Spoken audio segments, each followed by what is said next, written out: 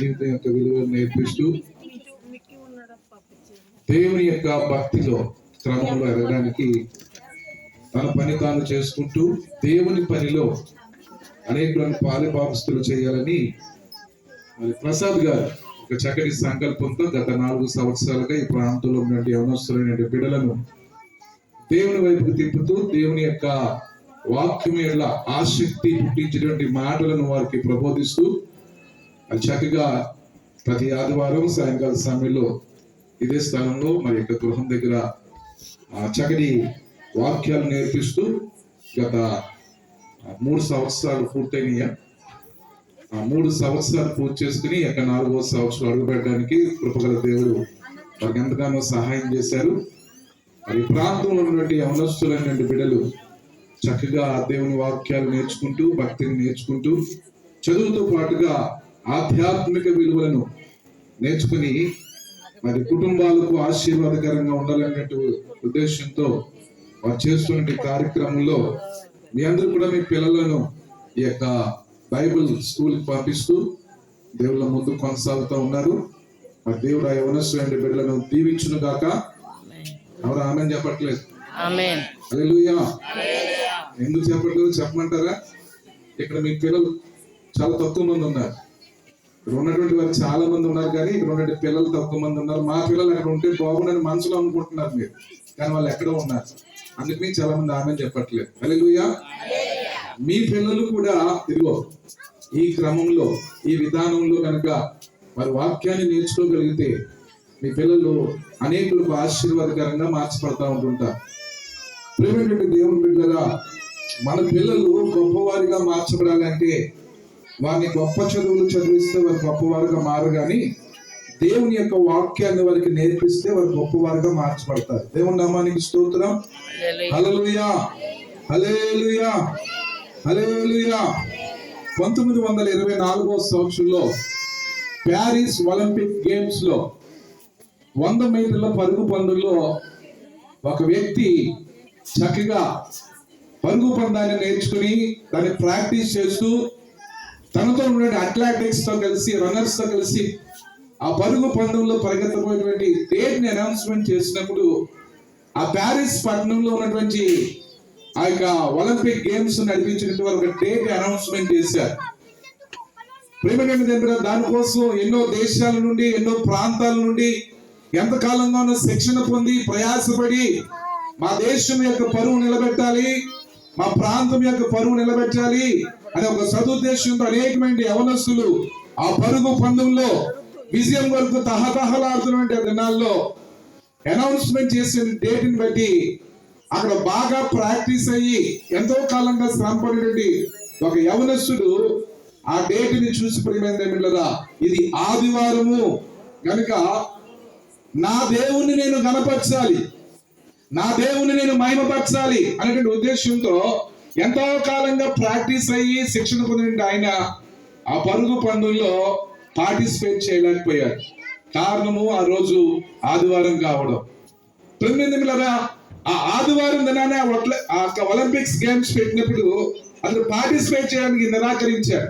ఎందుకంటే ఆదివారం అనగా ప్రభు దినం, ఆదివారము మనోహరమైనది, అది విశ్రాంతి దినం, ప్రభువుని ఆరాధించినటువంటి దినాన్ని, ప్రభువుని గణపరిచిన దినాన్ని ప్రభువుకు కాకుండా ఈ లోక సంబంధమైన వాటి కోసం నేను ఏమాత్రం వినియోగించనని ఆ యవనస్తుడు ఆ ఒలింపిక్స్ గేమ్స్ నుంచి నిష్క్రమించుకోవడానికి వచ్చి అది ఏ దేశం నుండి అయితే పార్టిసిపేట్ చేశాడు ఆ దేశంలో నుంచి అధికారులు కానివ్వండి, కోచ్ కానివ్వండి, వారందరూ కూడా ఎరిక్ ఎరిక్ నీకేమన్నా మతిపోయిందా, ఇంత అద్భుతమైన అవకాశం నీకు వస్తే ఎందుకు నువ్వు సద్వినియోగం చేసుకోకుండా దీన్ని నిర్లక్ష్యం చేస్తావు ఎరిక్ అని కేకలు పడుతూ ఆ ప్రాంతంలో నుండి వారు ఆ దేశంలో నుండి వారు ఎరిక్ ని రకరకాలుగా మాట్లాడుతూ ఉంటుంటే ఎరిక్ మనసులోనే కృంగిపోతా ఉన్నాడు.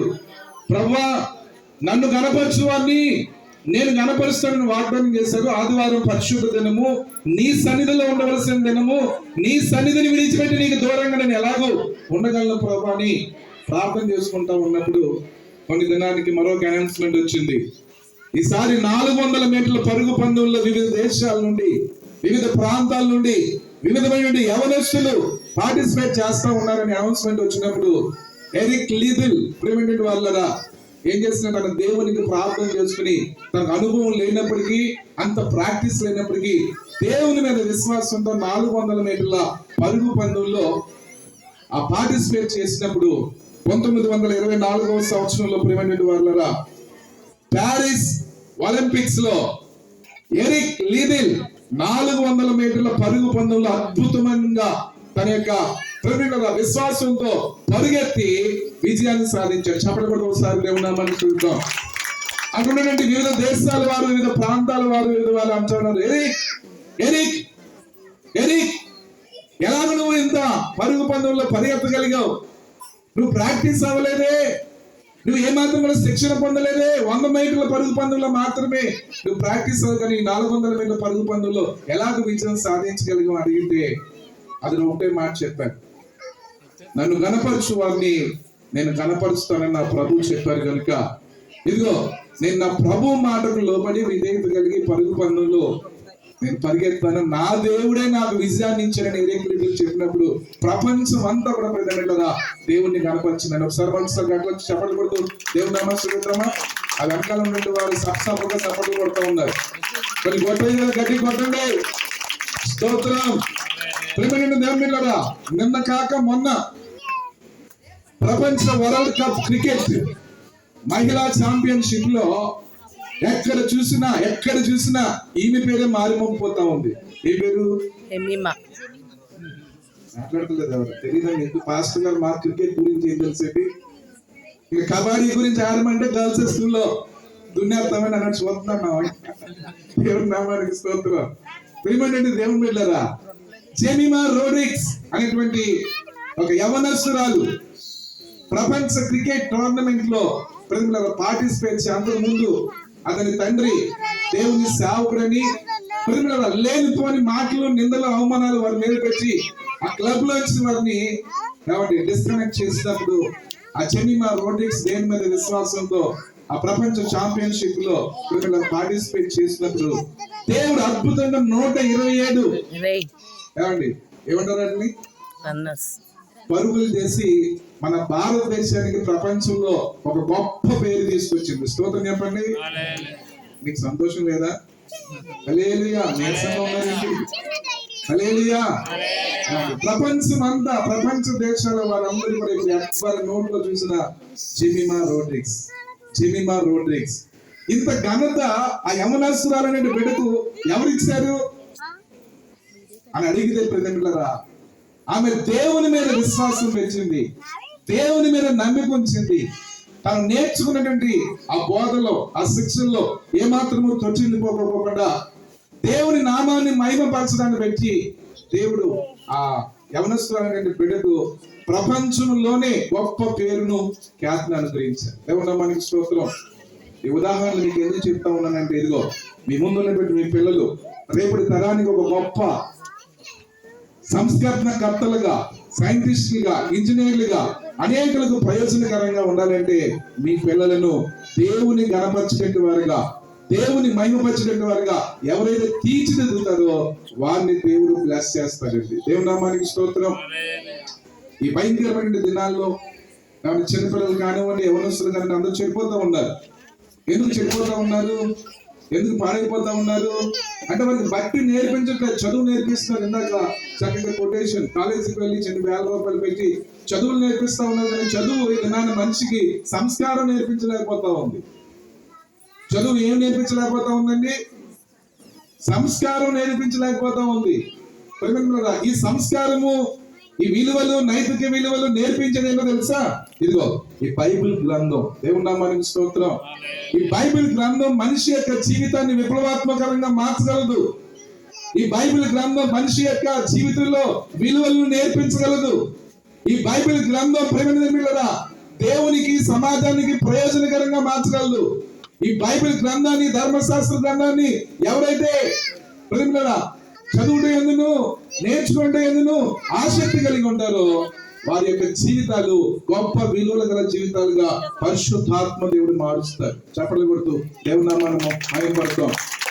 అలాంటి విలువలు గల జీవితాలు గల బిడ్డలుగా మార్చడానికి మరి ప్రసాద్ గారు, అదేవిధంగా సిస్టర్ గారు ప్రేమేంటంటే దేవుని బిడ్డలారా, ఎంతో ప్రయాసపడతా ఉన్నారు, ఎంత కష్టపడతా ఉన్నారు. వారి పని వారు చేసుకుంటూ వారి కష్టార్జితంతో ఏం చేస్తా ఉంటారు, దేవుని పని కొరకు తమ ద్రవ్యాన్ని ఖర్చు పెడుతూ ప్రేమేంటలేదా మీ పిల్లలను దేవుల్లో నడిపించడానికి వారు చూపుతున్నటువంటి ఆసక్తి వర్ణనాతీతం. దేవుని నామానికి స్తోత్రం. హల్లెలూయా, హల్లెలూయా. వారు గత కాలంలో మాకు చాలా సన్నిహితంగా ఉంటూ ప్రతి విషయాన్ని మాకు తెలియజేస్తూ ఉంటుంటారు. ఆ సిస్టర్ జ్యోతి గారు కూడా మా పాస్టర్ గారికి అనేక విషయాలు తెలియజేస్తూ ఉంటుంటారు. ప్రేమేంటంటే దేవుని బిడ్డలారా, ఈ పని బహు గొప్పది. ప్రేమేంటలారా, మన ఉద్యోగాలు చేసుకుంటాం, వ్యాపారాలు చేసుకుంటాం, కానీ దేవుని పని చేసే వాళ్ళు ఎవరు? దేవుని పని చేసే వాళ్ళు ఎవరు? కానీ ప్రతి వారు దేవుని పని చేయాలి. దేవుని పని అనేది ఏ ఒక్కరికో అప్పగించిన బాధ్యత కాదు. రక్షించబడి విశ్వాసం నడుస్తుంటే ప్రతి వారి మీద దేవుడు ఆ భారాన్ని మోపాడు. దేవుని నామానికి స్తోత్రం. మన మీద ఈ లోకంలో మన జీవితాన్ని, మన జీవనాన్ని కొనసాగించుకుంటూ లోక సంబంధమైన కార్యకలాపాల్లో మన జీవితాన్ని గడుపుకుంటూ రకరకాలుగా మన జీవితాన్ని కొనసాగించేసుకుంటా ఉన్నాం. మన కుటుంబాలు ఎలాగున్నాయి, మన బిడ్డలు ఎలాగున్నారు, దేవునికి ఉపయోగపడగలుగుతున్నారా, సమాజానికి ఉపయోగపడగలుగుతున్నారా? ప్రియమిళ్ళరా, ఉపయోగపడే మన జీవితాలు పరలోక రాజ్యాన్ని చేరలేదు. దేవుని నామానికి స్తోత్రం. మన పరలోక రాజ్యంలో చేర్చబడాలి అంటే దేవునికి ఉపయోగపడాలి. మనం ఉపయోగపడాలి, మన బలం ఉపయోగపడాలి, మన ధనం ఉపయోగపడాలి, మన పిల్లలు ఉపయోగపడాలి. దేవుని నామానికి స్తోత్రం. ఏదో లోకంలో తినుచు తాగుచు ప్రేమేంటంటే వాళ్ళరా, ఏదో డబ్బు సంపాదనలో లోకం మునిగిపోతా ఉంది, భక్తిహీనతలో సుఖ సౌఖ్యాల్లో లోకం మునిగిపోతా ఉంది, భక్తిహీనతలో వెళ్ళిపోతా ఉంది. నోవాహు దినాల్లో ప్రజలు ఏ విధంగా అయితే ప్రేమేంటరా సుఖమందు సంతోషమందు లోకంలో మరి ఆ దేవుని కోపాన్ని పొందుకున్నారు, ఈ కడవరి దినాల్లో కూడా మనుషులు దేవుని కోపాన్ని పొందుకుంటా ఉన్నారు.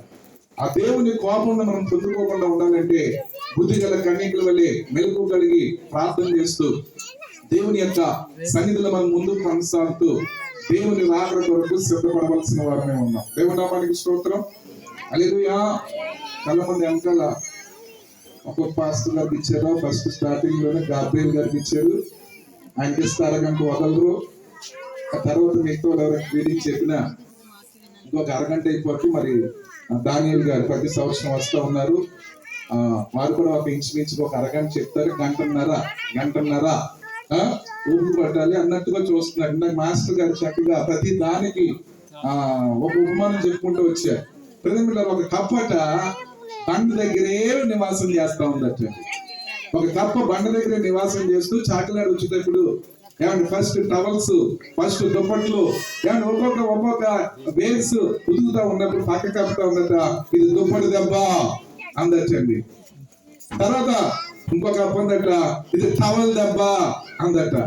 ఇంకొక కప్ప ఉందట, ఇదిగో ఇది బనియన్ దెబ్బ అందటండి. అలాగే అంటున్నారు కానీ పిల్లలు ఆ కప్పలన్నీ కూడా ఏం బెదరట్లేదు. అలాగే కానీ మీకు వాక్యాలు అలవాటు అయిపోయి గొప్ప గొప్ప సేవకులు అందరూ చెప్పిన వాక్యాలని గాబ్రియల్ గారు ఈ విధంగా చెప్తారు, జానహస్ గారు ఈ విధంగా చెప్తారు, దానియేల్ గారు ఈ విధంగా చెప్తారు. చెప్పుకోనివ్వండి, వాళ్ళు చెప్పుకునేదో చెప్పుకుంటారు, ముగించేస్తారు, ఆమె అంటారు, మనం వెళ్ళిపోతాం అన్నట్టుగా ఉన్నారు తప్ప ఏమాత్రం కొంచెం మీ ముఖాల్లో స్పందన కనిపించట్లేదు. స్తోత్రం చెప్పండి. హల్లెలూయా, హల్లెలూయా. అమ్మ అలా ఉండకండి. దేవుడు రాకడ దినాల్లో ఉన్నా కనుక దైవజనులు ఎవరు నిలబడినా దేవుడు ఏదో ఒక వాక్యాన్ని, ఏదో ఒక మాటను మనల్ని ఆధ్యాత్మికంగా ఎదిగింప చేయడానికి ఆయన ఇష్టపడతారు కనుక ప్రతి మాటను మనం తీసుకుందాం, విడిచిపెట్టద్దు. దేవుడు రాకడ సమీపంగా ఉంది. భయంకరమైనటువంటి ఏరియాల శ్రమల కాలం రాబోతా ఉంది. సూచనలు నెరవేర్చబడతా ఉన్నాయి కనుక నిద్ర మేలుకుని వేలైనదని తెలుసుకొని పగటి వారమై ఉన్నామని ప్రథమిలరా చీకటి యందు ఆసక్తి విడిచి నిద్ర యందు ఆసక్తిని విడిచిపెట్టి వాక్యం యందు ఆసక్తి కలిగి దేవుళ్ళ ముందు కొనసాగుదాం. మనం దేవుళ్ళు ఎదుగుదాం, మన పిల్లలను దేవుళ్ళ పెంచుదాం. ఇలాగా మరి ఇలాంటి పరిచయం చేస్తూ ఉన్నప్పుడు ఇటువంటి దేవుని పని చేసినట్టు వారిని ప్రోత్సహిద్దాం. మనవంతుగా దేవుని పని చేద్దాం. దేవుని మాట మన ఇంటిలో జీవించిన